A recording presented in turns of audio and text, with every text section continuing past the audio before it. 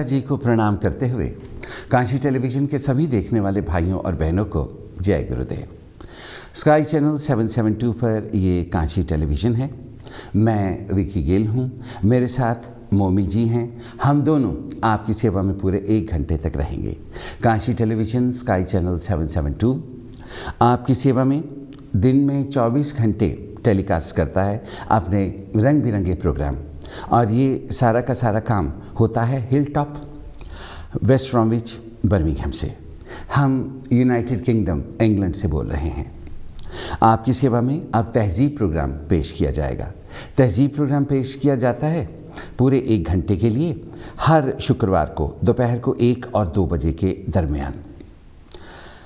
वैसे प्रोग्राम में बताने के लिए तो बहुत कुछ है, लेकिन कई बार ऐसे लगता है कि जैसे सब कुछ रुक गया है, सब कुछ ख़त्म हो गया है और अब इससे आगे कुछ भी कहने के लिए या करने के लिए नहीं है। पिछले मार्च का लॉकडाउन तो आपको याद होगा। जितने भी चैनल थे BBC के 1, 2, वो एकदम से सब पुराने प्रोग्राम्स रुक गए थे। उनकी जगह जो 10 डाउनिंग स्ट्रीट था वहाँ से प्रोग्राम्स टेलीकास्ट हो रहे थे, और उस वक्त हर कोई सोचता था कि पुराने प्रोग्राम्स का क्या होगा। जब आगे ज़िंदगी का ही नहीं पता तो प्रोग्राम्स का क्या होगा, ये तो ऊपर वाला ही जानता है।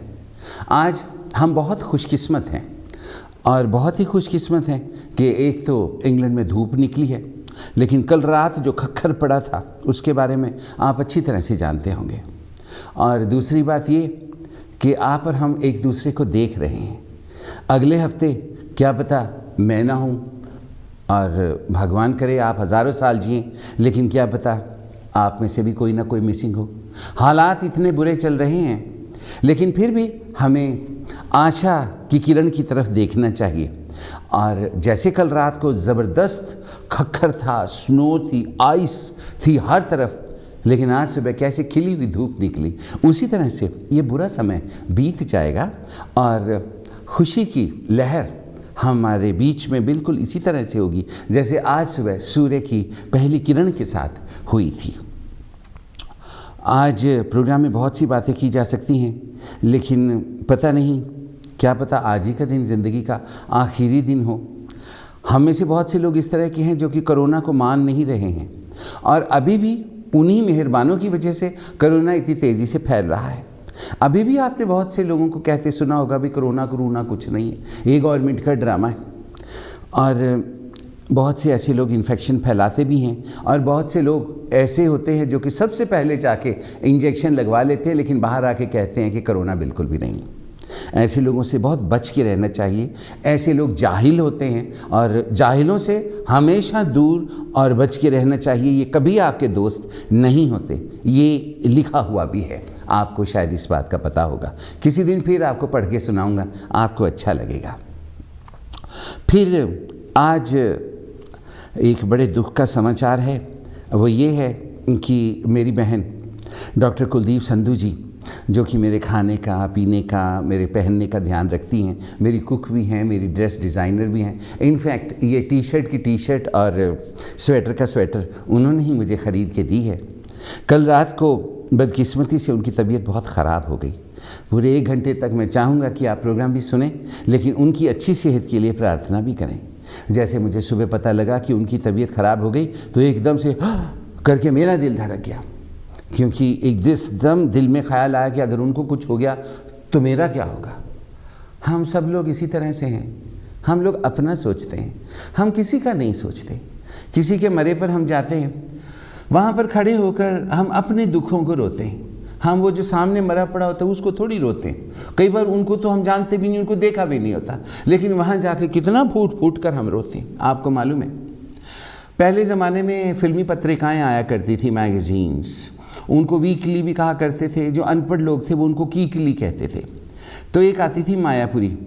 मायापुरी में दिखाते थे फलां हीरो मर गया या फलां हीरोइन मर गई, हाय बाकी की सब हीरोइन सफ़ेद कपड़े पहन गए, इतने बड़े बड़े ग्लासेस लगा कर इतना रोती थी, इतना रोती थी, इतना रोती थी कि पूछो कोई ना। मैं कहता था इनको जानते तो है नहीं, ये क्यों रो रहे हैं। लेकिन तब समझ नहीं आती थी कि जिन लोगों में आदमी रहता है वही उसकी फैमिली बन जाते हैं, और फिर उनको नहीं रो रहे होते, अपने दुखों को हम रो रहे होते हैं।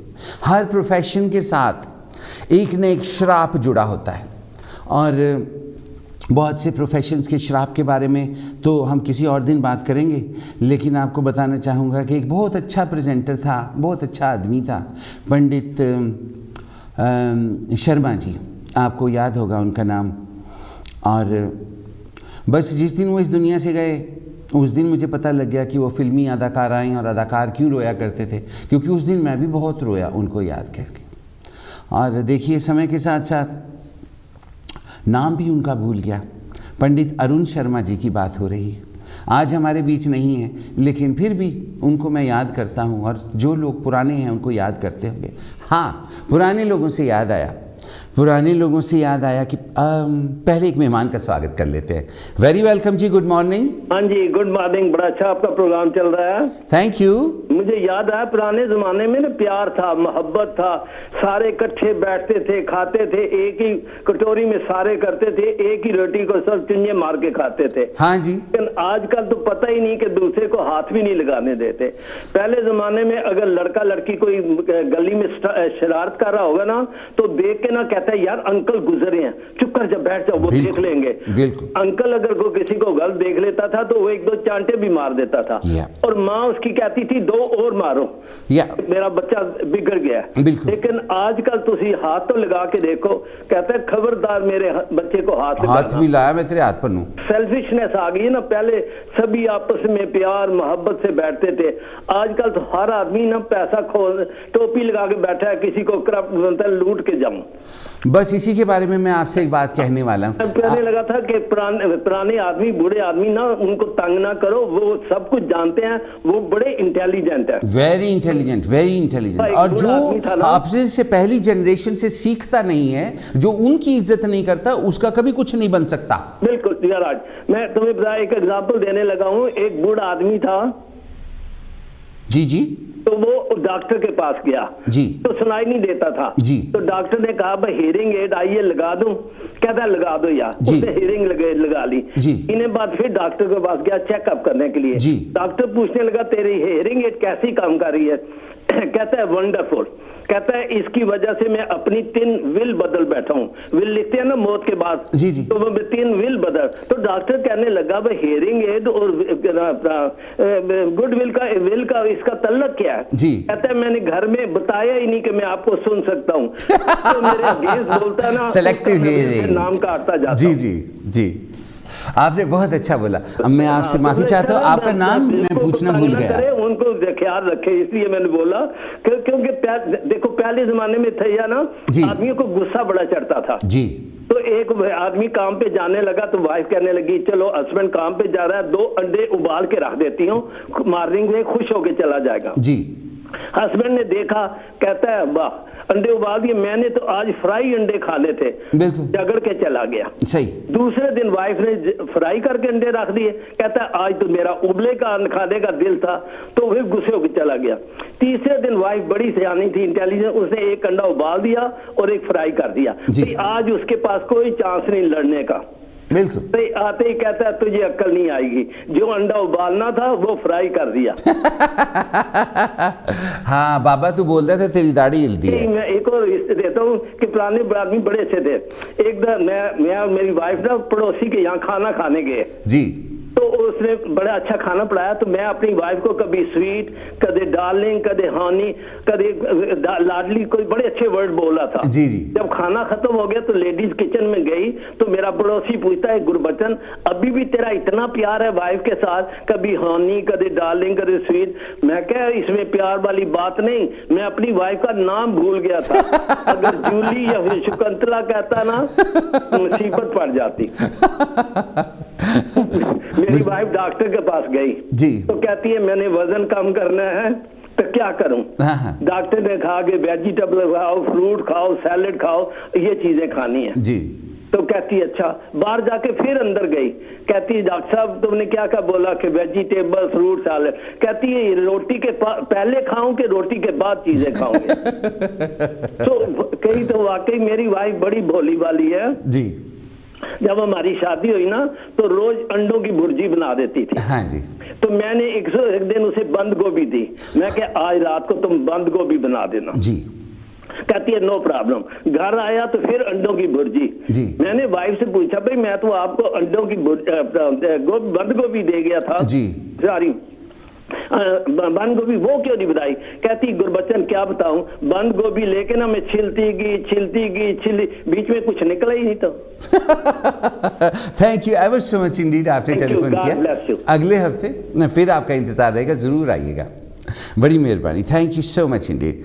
काशी टेलीविज़न, आप इस वक्त हिल टॉप बर्मिंघम से देख रहे हैं। आपकी सेवा में तहज़ीब प्रोग्राम चल रहा है पूरे 1 घंटे के लिए। आज अभी इनसे पहले जो बात हो रही थी, पुराने लोगों की बात हो रही थी। आज सुबह खुशकिस्मती से एक बहुत पुरानी प्रेजेंटर हुआ करती थी, उस ज़माने में टेलीविज़न नहीं होते थे। उनका नाम है ज्योति जी। तो उनका टेलीफोन आया।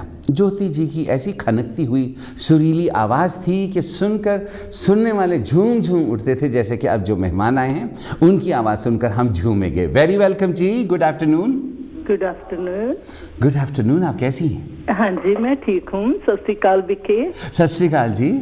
विक्की इतनी मीठी आवाज़, इतनी मीठी आवाज़ कानों में पड़ी। विक्की मैं आपको बताऊं जी, मैं आपको जानती हूँ और कई सालों से जानती हूँ। मैंने आपका प्रोग्राम देखा लास्ट वीक। अच्छा जी। मैं आपको बता नहीं सकती कि मैं क्या फील करी। एंड लास्ट वीक से आज तक मैं वेट कर रही हूँ कि कब फ्राइडे आए और मैं आपसे बात करूँ। Thank you so much Indeed, आपकी बड़ी मेहरबानी। आपको ये बताती हूँ कि 18-19 साल से मैंने आपको देखा, जब वो मेला होता था ना वहाँ पर हैंड्सवर्थ पार्क। स्पेशली मैं आपको देखने के लिए जाती थी। Thank you so much Vicky, और मैं बहुत खुश हूँ, आप मेरे भाई हो। जी बिल्कुल, क्योंकि आपने वो जो मिस्टर सोहोता थे ना, मैं उसकी रिश्तेदार हूँ। एक मिनट, मैं आपको पहचान गया हूँ। आप लंबे लंबे कांटे पहनती थी। मैं क्या देख रही हूँ, है ना? आप वही है ना? मैं एक्सप्लेन नहीं करी, मैं आपसे पार्टिसिपेट करूंगी प्रोग्राम में। पहले तो मैंने जो मेरे मन में वो मैंने आपको बताना है। जी आप कहें। मैं ये कह रही हूँ कि कौन सा जो मैंने आज देख लिया। और लास्ट वीक से मैं आपको देखा मैंने आपको, और पहले मैंने आपको रिकॉग्नाइज नहीं किया। जी, मेरे बाल लंबे हो गए ना? बाल नहीं लंबे हो गए, थोड़ा सा वेट भी पुट ऑन किया ना? उम्र की पहले से जब मैंने देखा था। जी जी जी। क्योंकि मुझे आपकी आवाज, आपकी नॉलेज, मैं ये बताऊं कि मुझे समझ नहीं लगा कि मैं आपको क्या बोलूं। Thank you. मुझे ऐसे लग रहा है कि कोई मुझे एक सेटिस्फैक्शन, एक ऐसे लग रहा है कि कोई मेरा अपना छोटा भाई मुझे मिल गया। मैं प्रोग्राम सारा देखूंगी आपका। हाँ जी, आप हर फ्राइडे को देखा करें, 1 से 2 जरूर देखूंगी। हाँ जी। और मुझे तो मालूम ही ना था कि आप जहाँ पर आ रहे हो, क्योंकि मैं अक्सर रेडियो पर आपका प्रोग्राम सुनती थी। हाँ, वहाँ से खत्म हो गया। हाँ जी, वो तो मुझे मालूम है जी। और मैंने उसके बाद आपको मेले में कभी कभी किसी रोड पर ऐसे देखा था मेले में। हाँ जी। और मैं हमेशा आपको बुलाती थी क्योंकि मुझे अच्छा लगता था। बिल्कुल। हाँ जी। इसलिए क्योंकि हम शेयर करेंगे, नॉलेज भी शेयर करेंगे, बिल्कुल कोई बात नहीं है। पहले तो मैंने यही कहना कि हाउ आई फील। वो देखो सोहता साहब वाले ज़माने फिल्मों की शूटिंग होती थी, कितने अच्छे दिन थे। अब सोहता साहब भी नहीं रहे, वो भी चले गए। वो भी मुझे मालूम है, वो मेरा नेफ्यू था। हाँ जी। अच्छा। क्योंकि हम बहुत क्लोज थे जी। मैंने उनके बेटे की पार्टी में आपको देखा था। हाँ, वहाँ मेरा वेडिंग सीन हुआ था। मुझे मालूम है जी, क्योंकि मैं वहाँ पर आपको मिली थी, मेरे हस्बैंड भी आपको मिले थे। Thank you. हाँ जी। और मैं देखना आपको चाहती थी, इसलिए मैं सोचती थी जिसकी आवाज ऐसी है वो कैसा होगा। मुझे आपने वो फिल्म याद करवा दी, सत्यम शिवम सुंदरम। यस। तो इसलिए Vicky, God bless you. Thank you very much. बड़ी बहन हूँ। Thank you. अब आप हर प्रोग्राम में आया करें, आकर ऐसी मीठी बातें किया करें और हमारे सुनने वाले आपको सुनकर महसूस। All the blessing for you. Thank you. Okay Vicky, thank you very much indeed. Thank you, bye bye. अभी आपने इन बहन जी की आवाज़ सुनी ज्योति जी की बात हो रही थी, बड़ी मीठी आवाज़ वाली प्रेजेंटर थी, लेकिन बर्मिंघम छोड़कर वो पहले लंदन चली गई, फिर वो लंदन से भी आगे कैंट की तरफ चली गई, फिर कैंट से भी थोड़ा आगे जहाँ पर वो सुरंग है, आपको याद है, वहाँ पर ट्रेन जाती यूरोस्टार, उसके पास उन्होंने अपना घर ले लिया और सब कुछ भूल के वो बस ट्रेनों को आते जाते सुरंग में देखती रहती हैं। उनकी मेहरबानी, उन्होंने टेलीफोन किया, इस वक्त वो प्रोग्राम देख रही हैं। हम उनका काशी टेलीविज़न पर वेलकम करते हैं और हम चाहते हैं कि वो भी यहाँ पर आए, हमारे साथ बैठें और प्रोग्राम करें। Thank you ever so much for keeping in touch. Program में अगले मेहमान का स्वागत करते हैं। वेरी वेलकम जी, good afternoon. Good afternoon Ejaz sahab, कैसे हैं? अस्सलाम वालेकुम। वालेकुम सलाम। आपने शुरू में अपनी बहन की नसाजी तबीयत का, हाँ उनकी तबीयत खराब, दुआ करें अल्लाह से कि वो सेहतयाब हों। हम सब दुआ गो हैं आपकी बहन के लिए। Thank you so much.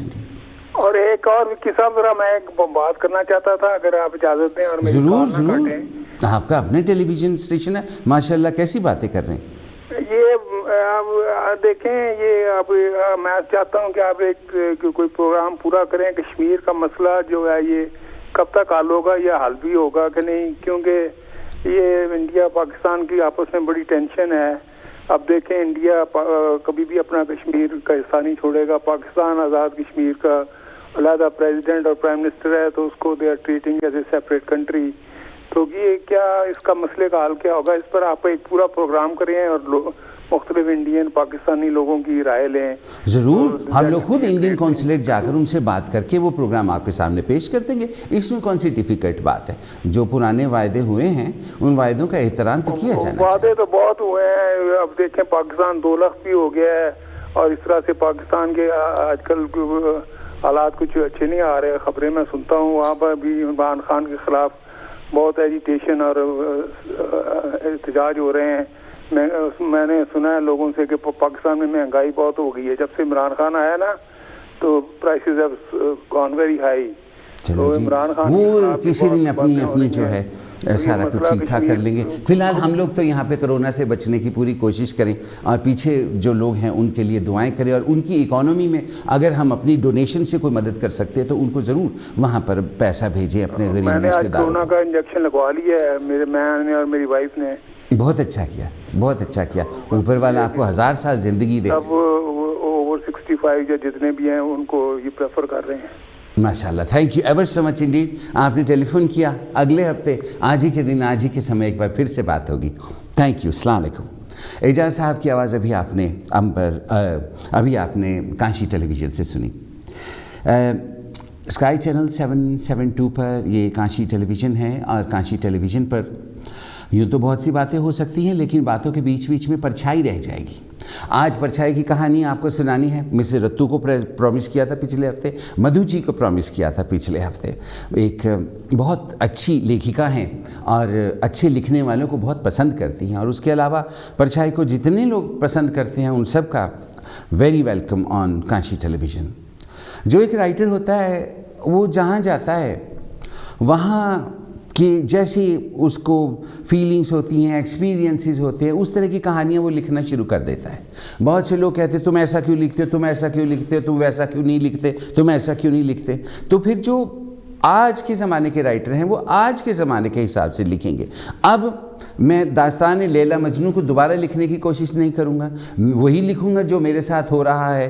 तो अगर किसी की कहानी या किसी का राइटिंग डिफरेंट चेंज करवानी है तो उसके सर्कमस्टेंसेस को चेंज करें। अगर मैं एक फटी कमीज़ पहन के बैठा हूँ तो मैं फटी कमीज़ वाले के हिसाब से लिखूँगा, लेकिन अगर मैंने 35 पाउंड की कमीज़ पहनी हुई है तो मैं 35 पाउंड की कमीज़ के हिसाब से लिखूँगा। आपको इस बात को अच्छी तरह से समझ गए होंगे।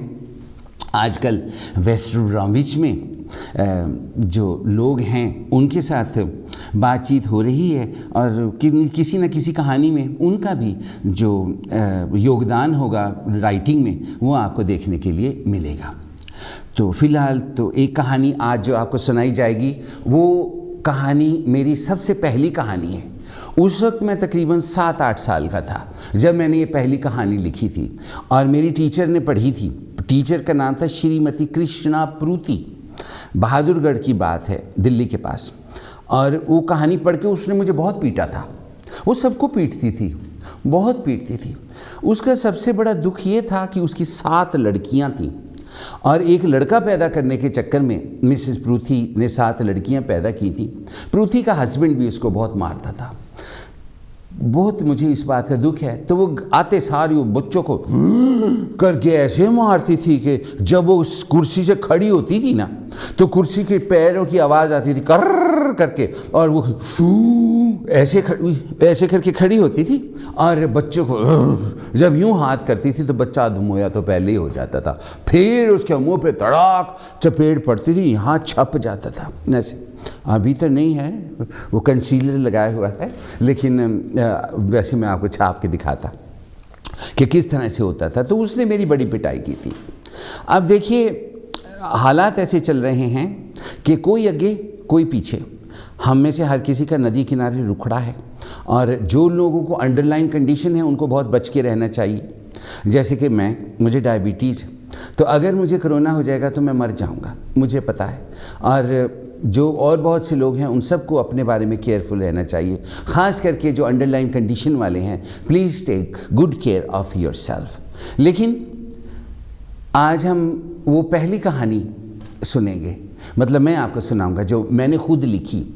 ये इमेजिनेशन से कहानी लिखी गई थी, और लेकिन इस कहानी से आपको सीखने के लिए बहुत कुछ मिलेगा, और वो भी आजकल के ज़माने में।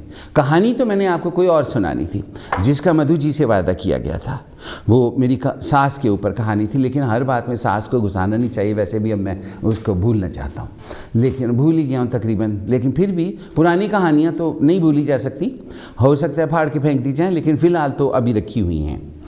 तो जैसे कि अब कोरोना है, नदी किनारे रुखड़ा है, लेकिन हम में से बहुत से लोग अभी भी समझ नहीं रहे हैं। हम में से बहुत से लोग अभी भी ये भी मेरा, ये भी मेरा, ये भी मेरा, ये भी मेरा, वो भी मेरा, ये भी मेरा, ऐसे करते हम जी रहे हैं। लेकिन जब हमारे प्राण निकल जाएंगे ये सब कुछ यहीं पड़ा रह जाएगा ऐसे, और हम ऊपर चले जाएंगे, मिनटों में राम नाम सत्य हो जाएगा। इस बात को आप अच्छी तरह से जानते हैं। मेरे घर के सामने, बिल्कुल सामने, एक बुढ़िया रहती थी, ऊपर वाला उसकी आत्मा को शांति दे। She was 106 years old. आप महेश साहब से पूछ सकते हैं, उनकी दुकान के पीछे वो मेरे अंकल। तो वो बुढ़ी के बारे में ये कहा जाता था कि खुद भगवान उतरेंगे तो उसको लेकर जाएंगे, अदरवाइज़ वो नहीं जाएगी। लेकिन एक दिन बुढ़ी मर गई। 106 साल तक वो अपने सामान को रगड़ रगड़ के खुद साफ़ करती थी। उसने अपने घर में सेंट्रल हीटिंग नहीं लगवाई थी कि लकड़ी का फर्नीचर सूख जाता है, इसलिए नहीं लगवा रही। और उसका फ्रिज था, वो दांतों वाले कोलगेट से उसको साफ़ करती थी कि अच्छी अच्छी फ्लोराइड की खुशबू आए। जी, अगले मेहमान का स्वागत करते हैं, फिर मैं आपको सुनाता हूँ। वेरी वेलकम जी, गुड आफ्टरनून। हेलो जी, आफ्टरनून जी। जी गुड आफ्टरनून, कैसे हैं? ठीक है, आप कैसे हैं? मैं बिल्कुल ठीक ठाक, आपकी बड़ी मेहरबानी आप आए। हाँ जी, फरमाइए। हाँ जी, मैं आपके साथ जो पहले बहन जी आई थी ना, वो आपको एक्सेल की बात करती थी। हाँ जी, मैं भी आपको वो जो एक्सेल का स्टेडियम होता था ना, वो पेट्रोल पंप के ऊपर में, पेट्रोल पंप के ऊपर उधर में आपको मैं भी मिलने गया था। तो जो हैंडवर्थ पार्क में जो बैसाखी का होता ना मेला, हाँ जी हाँ जी, उधर में भी आपको मिलने गया था। Thank you very much Indeed. हाँ, और दूसरा एक और बहन जी था ना, उसका नाम था मनजीत कौर, बलबन हैंड का प्रेजेंटर था ना। हाँ, अभी भी वो है। हाँ जी, उसको बहुत लेडीज उसको बहुत पसंद करती थी। बाहर वो बहुत अच्छी है, वो मेरी बहन है, बहुत अच्छी है। उसका जो प्रेजेंट करती थी ना वो प्रोग्राम, वो भी बहुत अच्छी तरह उसको सुनते थे। हाँ जी, वो अभी जिंदा है, अभी भी काम करती हैं। अभी किधर में काम करती है? वहीं करती है। हाँ, वहीं करती है जहाँ पहले करती थी। हाँ, आप उनको टेलीफोन करना और उनको बताना कि मैं मिला था। हाँ, उसको बहुत लोग पसंद करते थे, मैं भी उसको बहुत पसंद करता था। अभी भी करते अभी भी वैसी की वैसी है, जवान और खूबसूरत। हाँ जी, बिल्कुल, मजाक नहीं, हम दोनों का आपस में बहुत अच्छी बात। NHS वाली कोई स्टोरी कहते सी, कोई वो क्या हुआ आपके साथ, क्या क्या वाकया हुआ है NH?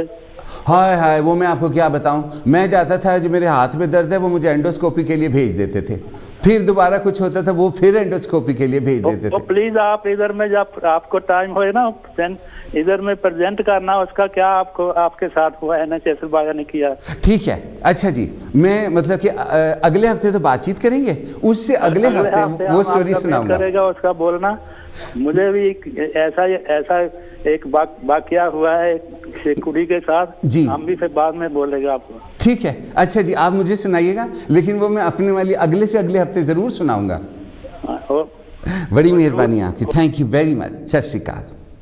अभी आपने इन साहब की आवाज़ सुनी, thank you very much Indeed, आपने टेलीफोन किया। अब जो बुढ़ी माई की बात हो रही थी, वो मर गई।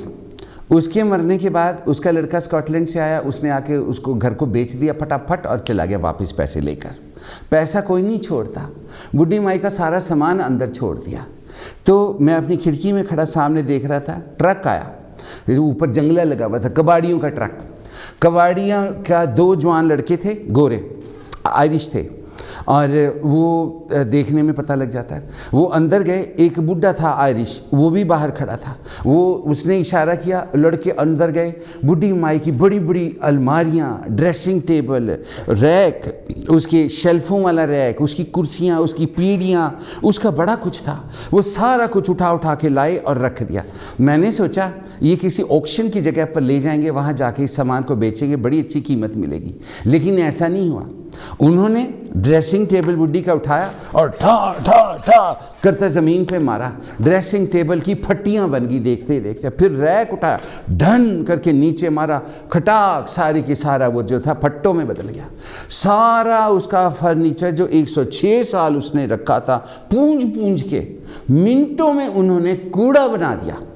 और वो सारा कुछ उठा के ट्रक में डाला और ट्रक चला गया। हाय हाय, मैं आपको क्या बताऊं, वो बुढ़ी मुझे बहुत अच्छी लगती थी, मुझसे बहुत प्यार करती थी। मुझसे तो सब प्यार करते हैं, ये ऊपर वाले की मेहरबानी है, उन्होंने मेरा प्यार आपके दिल में डाला है, वरना मुझ में ऐसी कोई खासियत नहीं कि कोई मुझको प्यार करे। हाय हाय हाय, क्या बताऊं, मैं इतना रोया, रो रो के मेरा बुरा हाल हो गया। तो मैंने खिड़की में खड़े होके, तो सारा मोहल्ला खिड़की में से मुझे रोते खड़ा देख रहा था। मैंने फिर ऐसे करके आंसू पूछे, फ़ोटोएं खींची और अपनी बहन को भेजी। वो देख के घबरा गई, उसने सारा कुछ डिलीट कर दिया। लेकिन अगर वो सारी चीज़ें मरने से पहले डोनेट कर गई होती तो वो चीज़ें ना टूटती, किसी के काम आ जाती, या कोई रख लेता। मरने से पहले उसके पास एक रेडियोग्राम था, वो मैंने ले लिया था, वो मेरे घर में है। किसी दिन आप आएँ तो मैं आपको रेडियोग्राम दिखाऊंगा या आप यहाँ पे फ़ोटो दिखाऊंगा। हमारे जो मेरे दूसरे साथी हैं जो बिहाइंड द बैकग्राउंड है, मोमी साहब, उनको इन चीज़ों से बहुत प्यार है। मैं उनके रेडियोग्राम की फ़ोटो आज खींच के अपने फेसबुक पर लगाऊंगा, आप फेसबुक पर देख लेना। वो है चाबी वाला बाजा, ग्रामोफोन, ऐसे दूतू भी है उसका। तो फेसबुक पर दोस्ती कर लीजिए ना, ऐसी क्या बात है, मैं किसी को काटता थोड़ी हूँ। फेसबुक पर मेरा नाम है विकी गिल, VICKYGILL फेसबुक पर। तो वहाँ पे और सारे प्रोग्राम्स के बारे में भी लिखा होता है जो मैं करता हूँ, तो वो फ़ोटो भी आपको दिख जाएगी। तो आइए, आज की परछाई की कहानी, जो मैंने सबसे पहले कहानी लिखी थी, जिसके ऊपर मुझे प्राइज़ तो कोई नहीं मिला था, पिटाई बड़ी हुई थी, वो मैं आज आपको सुनाता हूँ। और ये कहानी सुनने के बाद, ये एक इमेजिनरी कहानी है जो मैंने छोटे होते लिखी थी, पर आप इसके ऊपर अमल ज़रूर करना। और जो बुढ़ी माई की बात मैंने बताई है उसके बारे में भी आप ज़रूर सोचना। आगे आप सबकी मर्ज़ी है, ये आप वो ताब करके ऐसे ऐसे ऐसे हफूँ हफूँ हफूँ हफूँ करके क्या हाथ में आएगा। प्राण निकल जाते हैं, आदमी ऐसे रह जाता है, ऐसे उसके अपने घर वाले भी अपने ही बंदे से डरने लग जाते हैं, हाय मुर्दा, ऐसे हमने एक दिन मुर्दा बन जाना है। फिर हम पड़े होंगे ऐसे, लोग आएंगे हाय मर गया, सिर पे ऐसे से हाथ लगा के देखेंगे ठंडा है ठंडा है ठंडा है, ऐसे ऐसे करेंगे, फ्रिज से रखा होएगा, ऐसी ऐसी बातें। इमेजिन करो फ्रिज में मैं कैसे पढ़ाऊँगा ऐसे। मैं तो कहूँगा मेरा पूरा तैयारी करके फिर मेरे को डालना, मुंह पे स्माइल भी ऐसे बना देना थोड़ी सी, मरे आया बंदा भट्टी में जाने से पहले। राम राम। एनी हाउ, चलो कहानी सुनो, डरो ना। ऐसे था कि एक गांव था, गांव में एक औरत रहती थी वो अपने हस्बैंड कांशीराम की बहुत सेवा करती थी, और उसका जो पति था वो बड़ा कंजूस था। वो घर में कच्चा कोठा था जो छत, उसके ऊपर भी छोटी छोटी फसलें उगा लेता था, कंगनी वगैरह की फसलें, वो अब नहीं होती। वहीं पे पालक उगा लेते थे, नीचे उनकी बगिया थी, छोटा सा एक कुआं था। वो मरने से बहुत डरता था। एक बार किसी ने उसको कह दिया कि कांशीराम तेरी मौत हो जाएगी आज जिस पूर्णमासी की रात को, तो उसने ज़मीन में एक गहरा गड्ढा खोदा और उसके अंदर बैठ गया जाके कि अगर मैं ज़मीन पर होऊंगा तो मौत आएगी, ज़मीन के नीचे होऊंगा तो मौत ऊपर से निकल जाएगी। उसकी वाइफ उसको नीचे रस्सी से लटका के खाना दिया करती थी, और सारे गांव वाले हंसते थे कि ये जब पॉटी कहाँ करता होगा, तो पॉटी करता होगा तो भी क्या इसकी वाइफ ऊपर खींचती होगी। इस तरह से बात होती थी। हमारी ज़िंदगी से पॉटी का बहुत ताल्लुक़ है। एक टाइम आ जाता है जब हमारे सब रिश्तेदार, दोस्त, प्रेमी छोड़ के चले जाते हैं, सो फिर तब सिर्फ पॉटी का इंतज़ार रह जाता है। आप देखो पार्कों में जगह जगह पे बैठे हुए लोग यही बातें कर रहे होते हैं, आज मैनू पॉटी आई सी, दूसरा कहता अच्छा मैनू तो 3 दिन हो गए। यही बातें होती हैं, और ये असलियत की बातें और सच की बातें। तो एक दिन वो जो था कांशीराम, वो मर गया। कांशीराम के मरने के बाद उसकी विधवा परछाई वो घर में अकेली रह गई। बस जो छोड़ गया था कांशीराम, बस उसी के साथ गुजारा कर लेती थी। और एक दिन उस परछाई का भी टाइम आ गया ऊपर जाने का। ऊपर भगवान के घर जो था, जो मेन बंदा था यमदूत, उसने नीचे आना था।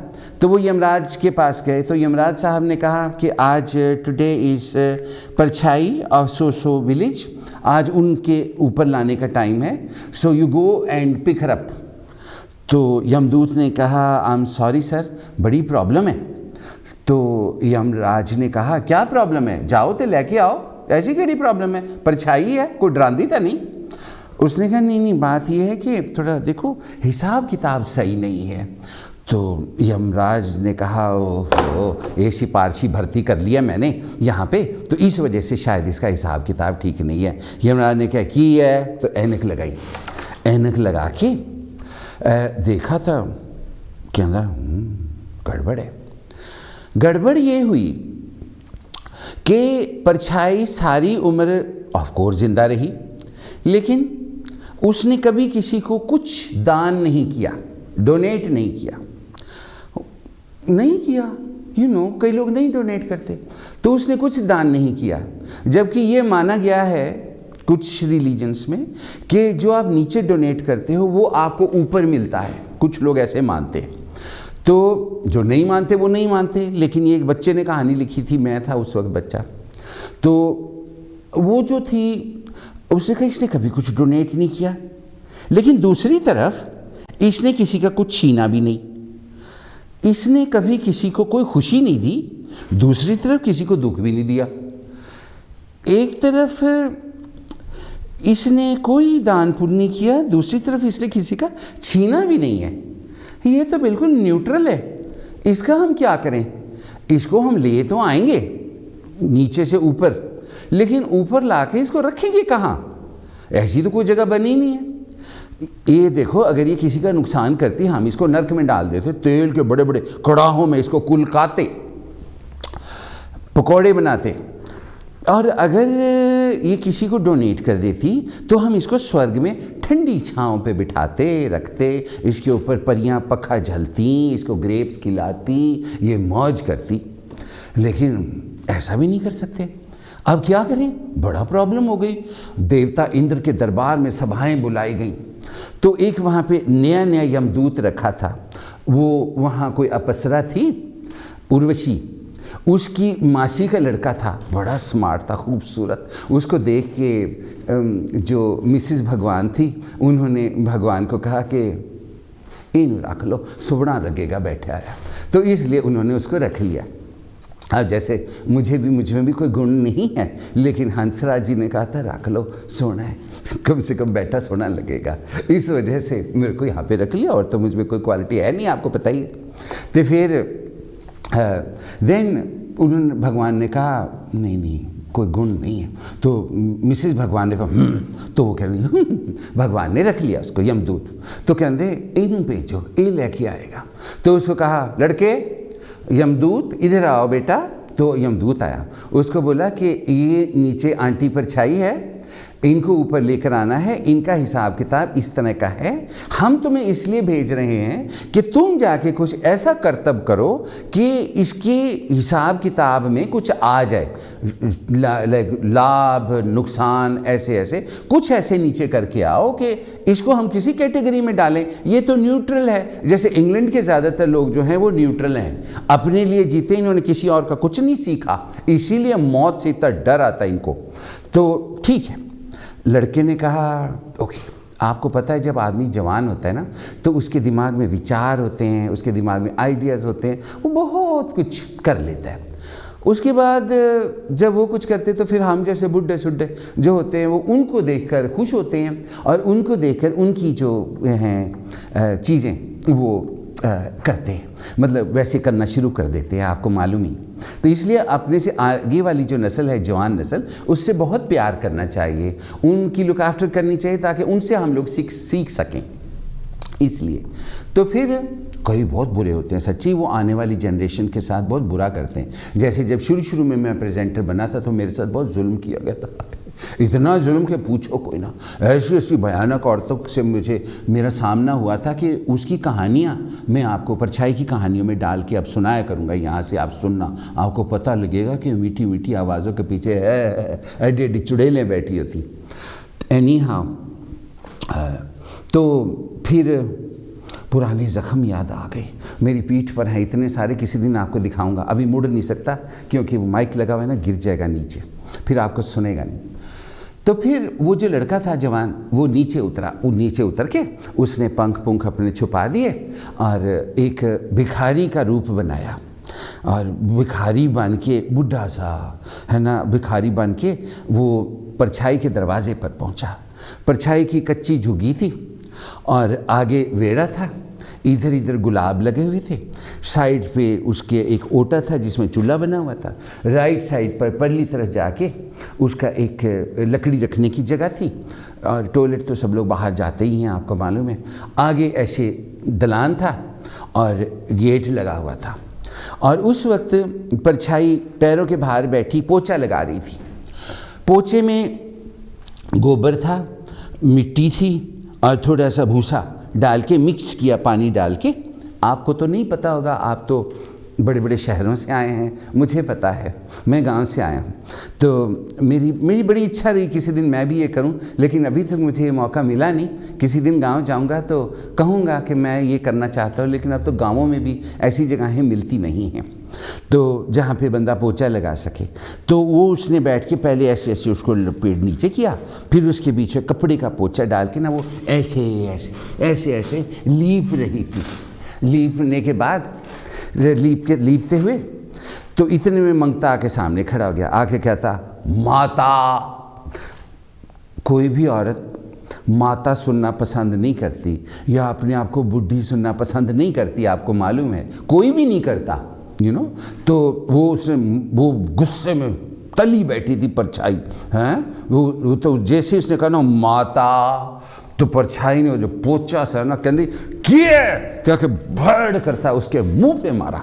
बाबे के जो सामने आया था यमदूत बाबा बन के आया था मंगता, तो वो बाबे ने कहा ओए हो गया काम, उसे फट से पोचा मुंह से उतारा, अपनी झोली में डाला और भाग गया।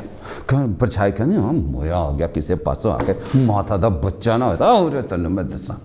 तो मंगता तो भाग गया पोचा लेके, बाहर जाके जल्दी जल्दी झाड़ी के पीछे से अपने जो पंख थे उसने मुड़ के ऐसे ऐसे लगा लिए और फर फर फर फर करता आसमान में भगवान के घर चला गया। जाते ही कहता आ गया।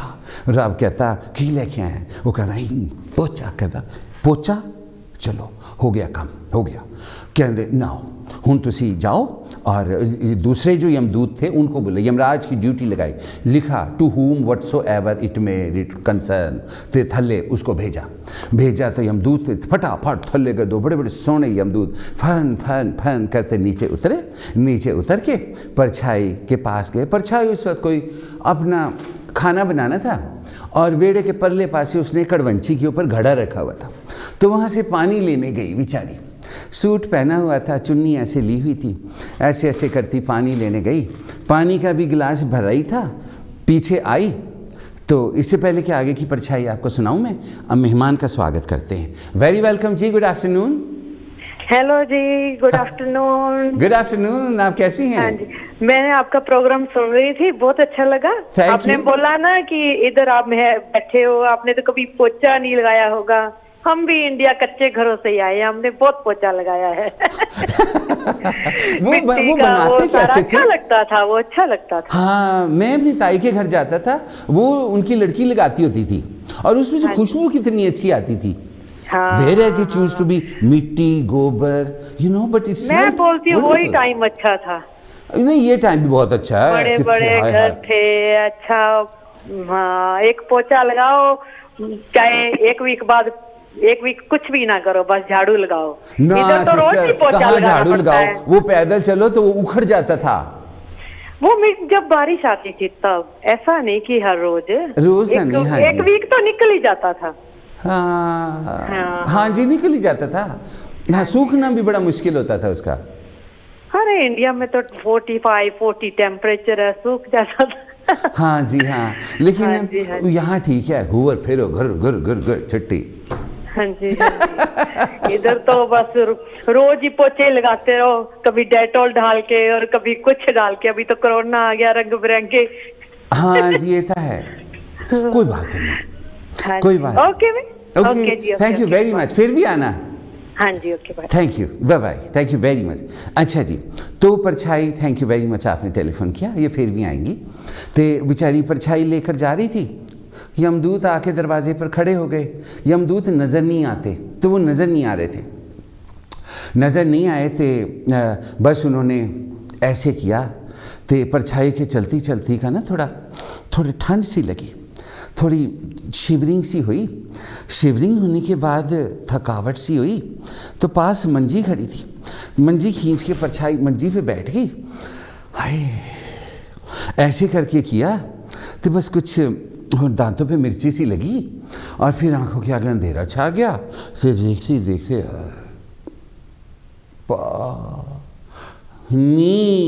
नहीं किया गया थे, सांस निकल गए थे, बस बॉडी वहीं पड़ी रह गई। शोर शराबा मच गया, कि परछाई गई। तो उधर से यमदूतों के साथ परछाई, आत्मा तो जवान होती है हमेशा, बॉडी बुढ़ी हो जाती है, आत्मा जवान रहती है। तो जवान परछाई अपनी बुढ़ी बॉडी में से निकली। क्या खूबसूरती थी, यमदूत भी देखते रह गए कि क्या चीज़ बनाई थी हमने। उनकी अमानत थी, आत्मा परमात्मा से मिलने के लिए यमदूत ले गए। यमदूतों के साथ खूब फर्स्ट क्लास हेलो हेलो करती परछाई ऊपर चली गई। ऊपर गए, रास्ते में मोटेल आए, उनमें खाना भी खाया, फिर आगे गए, बस अड्डा भी आया, वहाँ पे खड़े होकर इधर उधर भी देखते रहे। फिर बातें करते करते फिल्मों की, रेखा की, परवीन बॉबी की, ऊपर पहुँच गए। ऊपर गए तो यमदूतों ने कहा, all right then, we shall see you later, you have to rest here and we have everything you require. यमदूतों ने कहा, अंग्रेज़ों जैसे यमदूत थे, इंग्लिश बोलते थे। तो बस आगे भगवान ने कहा था कि इसको स्वर्ग में डालेंगे, परछाई को स्वर्ग में डाल दिया गया। वहाँ पर जब परछाई आगे पहुँची, वहाँ पर फूल बूटे थे, वहाँ पर खुशबू आ रही थी और पंछी चहचहा रहे थे। और वहाँ पर एक झोंपड़ी थी, झोंपड़ी के अंदर परछाई चली गई। वहाँ पर झोंपड़ी में पर्दे लगे हुए थे सिल्क के, वहाँ पर बिछौना सिल्क का बिछा हुआ था। और फिर वहाँ पर खाने का टाइम हो गया, परछाई को भूख लगी तो वहाँ पर खाना आया। बड़ी बड़ी खूबसूरत परियां थीं, वो खाना की प्लेट लेकर आईं, प्लेट को सामने रख के फुर्र करके उड़ गईं। ये सारा कुछ हुआ जी। Very welcome. Hello, just hold on, let me shut the TV. आप कौन बोल रही हैं? मुझे सुनाई नहीं दे रहा। हाँ, I'm still here. Yeah. आपको अब आवाज़ आ रही है? हाँ जी आ रही है विकी। मुझे अब आपकी आवाज़ आनी शुरू हुई है। अच्छा, मेरी भी परेशानी आई थी। अच्छा, हाँ, क्या हुआ, कहाँ गई? मेरे को अभी कह के गई कि तू कुछ लिख। क्या बोल? अच्छा, तेरी परेशानी ने मेरे को सपना दिखाया। वो कहती है तहजीब प्रोग्राम है मेरी विक्की का, तो वो लिखती थी कि हम तहजीब को ढूंढने निकले। जी, हम तहजीब को ढूंढने निकले, खुद ही खुद से फिसल गए। हाय हाय हाँ जी, ढूंढने निकले, खुद ही खुद से फिसल गए। ढूंढने क्या निकले थे, क्या लौट कर आए। ठीक है ना जी। बेबसी, मजबूरी, बदसलूकी, हम बेशर्मी के पर्दे अंदर, हम भी तो बदगुमा के शिकार निकले। ठीक है, आपकी आवाज नहीं सुनी कि? हाँ जी हाँ। अच्छा, शिकार निकले, कहीं ना कहीं हम भी तो बेतहजीब निकले। तहजीब की बात बहुत दूर की है, हम भी बेतहजीब निकले। इन सब से उठकर लहर आ, हम अब क्यों ना पार निकले। हाँ, चलो अब पार चलें, परेशानियों को छोड़ दें। हाँ जी हाँ जी हाँ जी। तो बहुत अच्छा प्रोग्राम जा रहा है Vicky. Thank you so much. बस अभी खत्म होने वाली है। मेरा दिल किया कि मैं कुछ तहजीब पर एक थोड़े से शब्द लिख दूं। बहुत अच्छा किया, अगले हफ्ते और भी मुकम्मल लिख के लाइएगा। हाँ जी एंड आपका बहुत अच्छा जा रहा है, मैं सुन रही हूँ। थोड़ा सा मिस हुआ था लेकिन बहुत अच्छा जा रहा है। God bless you. Thank you very much indeed, thank you so much. ये बहुत शरारती हैं। एक दिन परछाई इनको मिलने गई थी, तो बस क्या था, इन्होंने खिड़की के बीच में से परछाई को शीशे पे किस किया ऐसे करके, परछाई ने भी शीशे को किस किया ऐसे करके, फिर परछाई अपने घर, ये अपने कमरे में बैठी रह गई। वो फ़ोटो भी लगी हुई है फेसबुक पर, जहाँ आप दोस्ती करेंगे देखिएगा। अच्छा, परछाई ने जब खाने का ऑर्डर किया, परियां आई, खाना रख कर गईं, तो वो जो प्लेटें थी वो भी कपड़े की बनी हुई थी, उनके अंदर रोटियां भी कपड़े की बनी हुई थी, और जो सब्जी थी वो कौली भी कपड़े की बनी थी। उसके अंदर काट काट के जैसे बच्चे कागज़ को वैसे फाड़ के बना लेते ना, उसी तरह से सब्जी भी कपड़े की बनी हुई थी। परछाई को गुस्सा आ गया, क्योंकि वो बुढ़ी नहीं थी, आत्मा थी और वो जवान थी। तो एकदम से बोली कि what is this, I don't want this nonsense, give me proper food. तो देवदूत आके खड़े हो गए, कहने लगे यस प्लीज़। तो परछाई ने कहा, एक ही है, मैं यहाँ ये खाने आई हूँ, मुझे मजाक किया है तुमने, ये क्या है, कभी आपने कपड़े की रोटी देखी है? तो जैसे ही कहना था तो भगवान प्रकट हुए, कहने लगे, पहले तो मुस्कुराए ऐसे, कहने लगे देखो यहाँ पर वही मिलता है जो नीचे आप दान करके आए हो। तो तुमको मालूम है कि तुमने सारी उम्र कुछ दान नहीं किया था, तो इस वजह से हमें बड़ी मुश्किल थी कि तुम्हें नर्क में डालें कि स्वर्ग में डालें।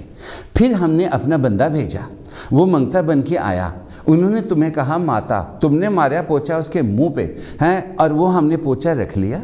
उस हिसाब से तुमने उस पोछे में जो मिट्टी लगी हुई थी उसका तुम्हें हमने ये अपार्टमेंट बना के दे दिया है, काउंसिल फ्लैट, मतलब कि जो झोपड़ी, तो वो बना के दे दी है। उसमें जो भूसा लगा हुआ था वो उसकी हमने छत बना दी है, उसमें जो गोबर लगा था उससे हमने तुम्हारी ज़मीन पोत दी है, उसमें जो कपड़ा था उसके पर्दे लग गए हैं, उसका बेड लग गया है, वो उसकी रोटियां बन गई, ये सब कुछ अब तुम्हारा है, अब तो कपड़ा खाओ, दे झुग्गी में सो।